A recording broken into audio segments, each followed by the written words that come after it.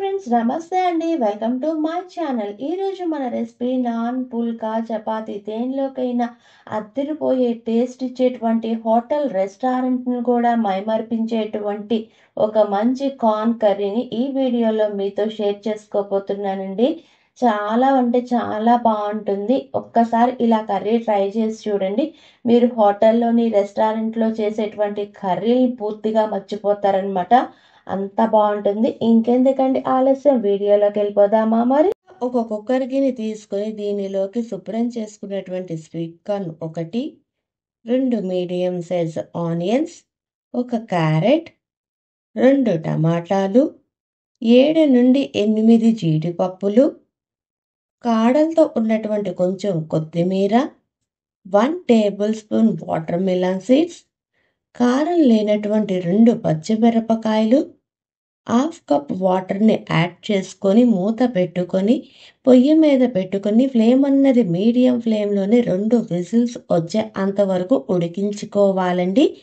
ఇలా ఉడికిన తర్వాత దీనిలోని ప్రెషర్ అంతా పోయిన తర్వాత మూత తీసి చూపిస్తున్నాను చూడండి. మనం బాయిల్ చేసుకున్నటువంటి అన్ని వెజిటేబుల్స్ బాగా ఉడికాయి కదా. ఇప్పుడు దీనిలో నుంచి స్వీట్ కార్న్ తీసి పక్కన పెట్టుకుందాము. తర్వాత దీనిలోని టమాటా ఉంది కదండి, టమాటా పైన స్కిన్ అంతా తీసేసేయాలి. ఇలా తీసేసిన తర్వాత మనం బాయిల్ చేసుకున్న అన్ని ఇంగ్రీడియంట్స్ ఒక మిక్సీ జార్లోకి ట్రాన్స్ఫర్ చేసుకొని మనం బాయిల్ చేసుకోవడానికి కొంచెం వాటర్ పోసుకున్నాం కదండి, ఆ వాటర్ని కూడా వేసుకొని మనం బాయిల్ చేసుకున్న వెజిటేబుల్స్ అన్నీ నలగడానికి సరిపడా వాటర్ని ఇంకొంచెం యాడ్ చేసుకొని ఫైన్ పేస్ట్గా చేసుకోవాలండి. ఇలా చేసుకున్నది ఇక్కడ నేను చూపిస్తున్నాను చూడండి. అంతేకాదు ఇందాకలో మనం వెజిటేబుల్స్ బాయిల్ చేసుకున్నాం కదా, దానిలోనైతే నేను కొంచెం క్యారెట్ అన్నది తీసుకొని చిన్న చిన్న ముక్కలుగా కట్ చేసుకున్నానండి. అదిగోండి ఇక్కడ నేను చూపిస్తున్నాను చూడండి, ఇలా కట్ చేసుకున్నాను అనమాట. వీటిని కూడా పక్కన పెట్టుకుందాము. అదండి ఇందాకలు మనం బాయిల్ చేసుకున్నటువంటి స్వీట్ కార్న్ ఉంది కదా, ఇక్కడ నైఫ్తో నేను ఎలా కట్ చేసుకుంటున్నానో అలా కట్ చేసుకొని చేత్తో కొంచెం ప్రెస్ చేసుకున్నాము అనుకోండి, మనం స్వీట్ కార్న్ చేత్తో ఒలుచుకుంటే ఎలా వస్తుందో అలా వస్తుందన్నమాట. అలా వచ్చినటువంటి స్వీట్ కార్న్ని టేబుల్ స్పూన్ స్వీట్ కార్న్ తీసి పక్కన పెట్టుకుంటున్నాను.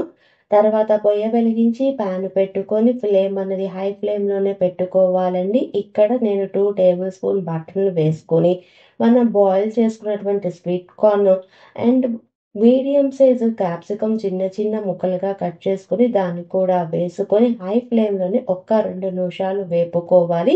ఇలా వేపుకుంటున్నప్పుడు ప్యాన్ అనేది కొంచెం ఇక్కడ నేను వీడియోలో చూపిస్తున్నాను చూడండి, ఎలా క్రాస్గా పెట్టి వేపుకుంటున్నానో ఇలా వేపుకోవాలి. ఇలా వేపుకోవటం వల్ల మన వెజిటేబుల్స్కి ఫ్లేవర్ వస్తుందన్నమాట. మనం ఇలా చేయటం వల్ల రెస్టారెంట్లో వచ్చేటువంటి ఫ్లేవర్స్ టేస్ట్ ఈ కర్రీలోనికి మనకి యాడ్ అవుతుంది. ఇలా వేసుకున్న తర్వాత స్వీట్ కార్న్, క్యాప్సికము 2 నిమిషాలు అలా వేపుకొని తర్వాత మామూలుగానే ఒక 2 నిమిషం వేపుకొని వీటిని పక్కన పెట్టుకుందాము. తర్వాత ఇదే పొయ్యి మీద వేరొక ప్యాన్ పెట్టుకొని దీనిలోకి 1.5 టేబుల్ స్పూన్ ఆయిల్ని వేసుకోవాలండి.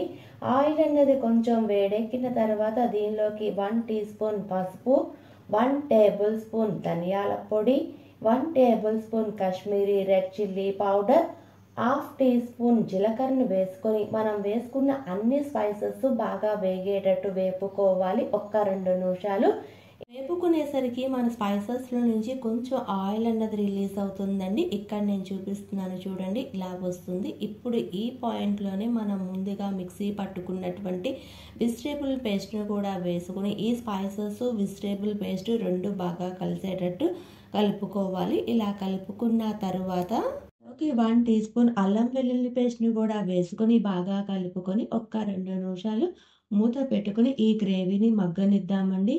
మధ్య మధ్యలో మాత్రం కొంచెం కదుపుకుంటూ ఉండండి, లేదనుకోండి కింద అడుగంటింది అనుకోండి ఈ కర్రీ టేస్ట్ అనేది అంత బాగోదండి. 2 నిమిషాలు అయిన తర్వాత దీనిలోకి 1 టేబుల్ స్పూన్ వాటర్ను కూడా యాడ్ చేసుకొని బాగా కలుపుకోవాలి.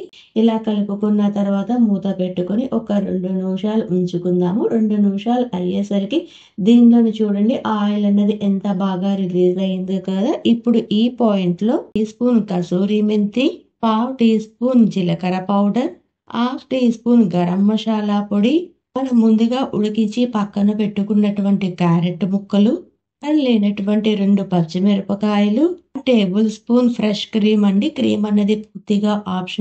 లేకపోయినా కూడా ఈ కర్రీ టేస్ట్ అనేది చాలా బావుంటుంది. ఇలా మనం వేసుకున్న అన్ని స్పైసెస్ బాగా కలిసేటట్టు కలుపుకోవాలండి.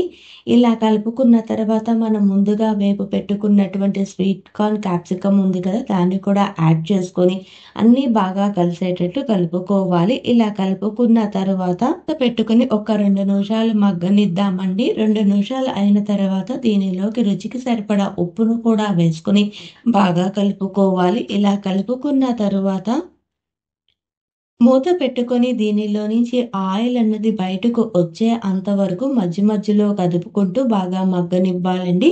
ఇక్కడ ఆయిల్ అన్నది చూసారా పూర్తిగా వచ్చింది కదా! ఇప్పుడు ఈ పాయింట్‌లో కాగపెట్టి చల్లారినటువంటి పాలు కొంచెం కొంచెం యాడ్ చేసుకుంటూ బాగా కలుపుకోవాలండి.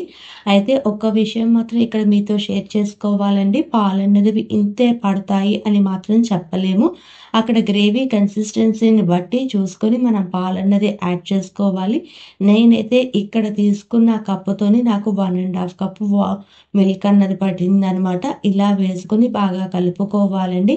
కలుపుకున్న తర్వాత కర్రీ కన్సిస్టెన్సీ చూపిస్తున్నాను చూడండి. ఇలా వస్తుంది. ఇలా వచ్చిన తర్వాత మూత పెట్టుకొని దీనిలోని ఆయిల్ అంతా సపరేట్ అయ్యే అంతవరకు ఉంచుకోవాలండి. ఆయిల్ అన్నది సపరేట్ అయిన తర్వాత కొంచెం కొత్తిమీర అన్నది చల్లుకొని బాగా కలుపుకొని డిష్ అవుట్ చేసుకోవటమేనండి. సర్వ్ చేసుకునే ముందు కర్రీ పైన మనం ముందుగా బాయిల్ చేసి పక్కన పెట్టుకున్నటువంటి స్వీట్ కార్న్, కొంచెం కొత్తిమీర, గ్రేట్ చేసుకున్నటువంటి చీజ్‌ని కూడా కొంచెం స్ప్రింకిల్ చేసుకొని మనం సర్వ్ చేసుకోవటమేనండి. అంతేనండి.